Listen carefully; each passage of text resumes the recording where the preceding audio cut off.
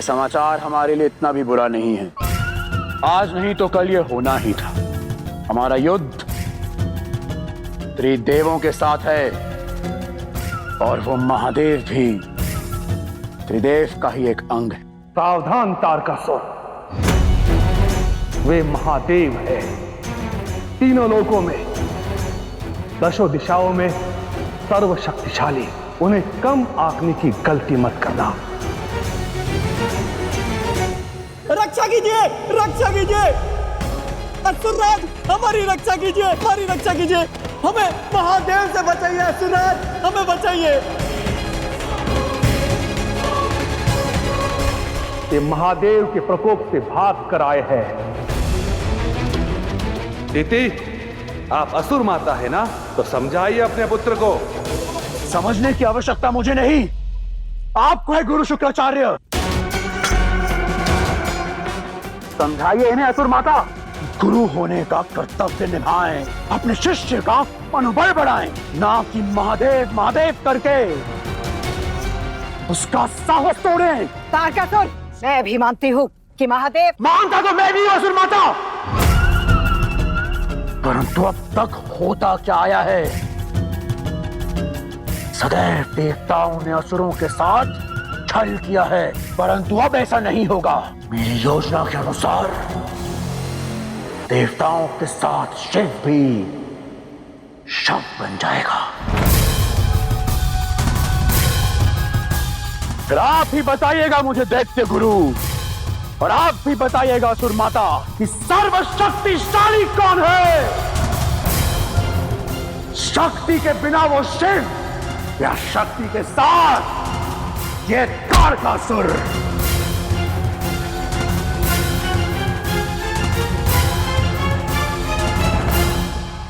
अब हमें क्या करना होगा नारायण? यह तो मुझे भी नहीं पता कि हमें क्या करना चाहिए। जब पार्वती ने देवर्षि नारद को विवाह संबंधित बात करने से मना कर दिया है, वह मुझसे भी इस विषय पर कोई चर्चा नहीं करना चाहेंगी। परंतु महादेव, उनकी नाव से तो हम सभी परिचित हैं। मुझे तो इस समय केवल एक ही चिंता सता रही है, हम सब पर आया सबसे बड़ा संकट, जिसका नाम है तारकासुर। मुझे पूर्ण विश्वास है कि वह दुष्ट पापी अपनी एड़ी चोटी का संपूर्ण बल लगा रहा होगा हम सबको पुनः किसी विपदा में डालने के लिए। अब ऐसे में हम शिव शक्ति का मिलन कैसे कराएंगे? शक्ति का ये तप शिव के हट को एक न एक दिन तोड़ ही देगा। परंतु प्रश्न ये उठता है, हम पार्वती से बात करेंगे कैसे? ना तो मैना देवी और ना ही पर्वतराज हमें उनसे कभी मिलने देंगे, और पार्वती ने तो अपना निर्णय बता ही दिया है।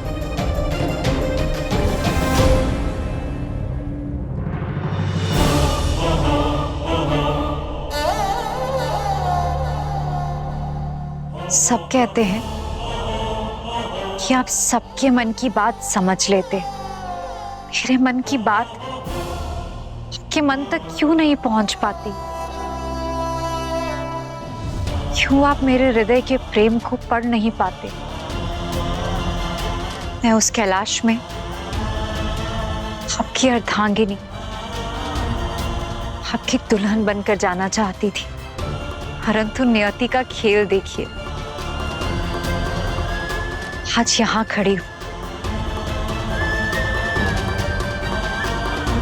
कैलाश की आपके संग होने की कल्पना कर रही हूं। क्यों शिव, क्यों दिखाया आपने मुझे आपका वो विकराल रूप? कैसे मान लूं कि आपके मन में भी प्रेम उत्पन्न हो सकता है? कैसे मान लूं कि पार्वती शिव की संगिनी भी हो सकती है? कैसे शिव, कैसे? नारायण नारायण, एक अति शुभ समाचार लेकर आया हूं प्रभु। उस दुष्ट तारकासुर ने अपने क्रूर असुरों के साथ इस धरती पर जिन जिन मनुष्यों को घायल किया, उन सभी के लिए औषधि लेकर अपने गणों के साथ स्वयं महादेव आ गए हैं प्रभु।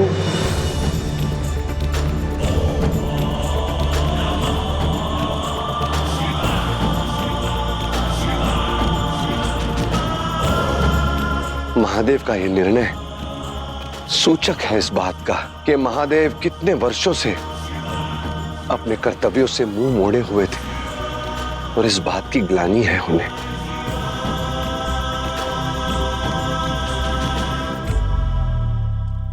महादेव को अपने कर्तव्य के पथ पर आना ही था, किंतु पार्वती का क्या करेंगे?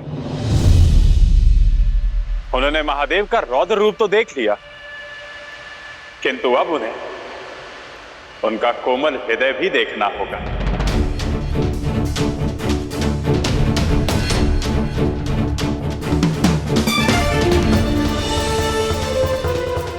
देखना होगा कि जो महादेव कामदेव को भस्म कर सकते हैं, समय आने पर सामान्य मनुष्यों के घावों पर प्रेम से लेप भी लगा सकते हैं।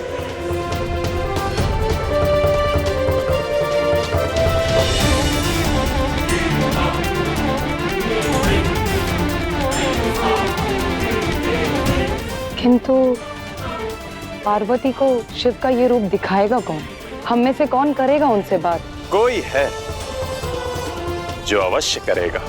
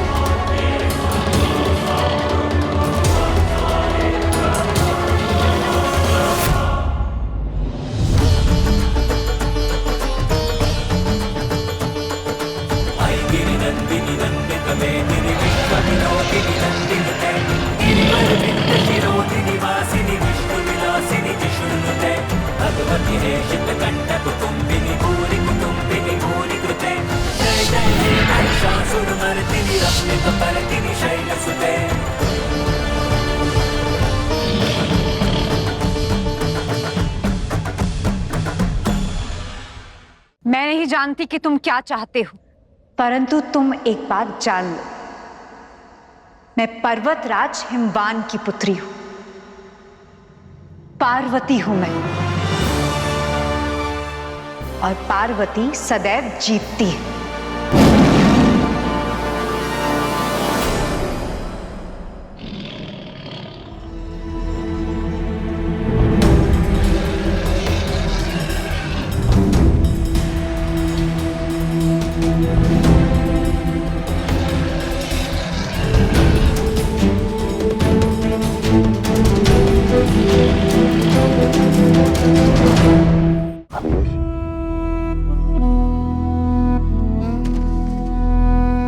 तुम मुझ पर आक्रमण नहीं करना चाहते, तो तुम चाहते क्या हो बाघ?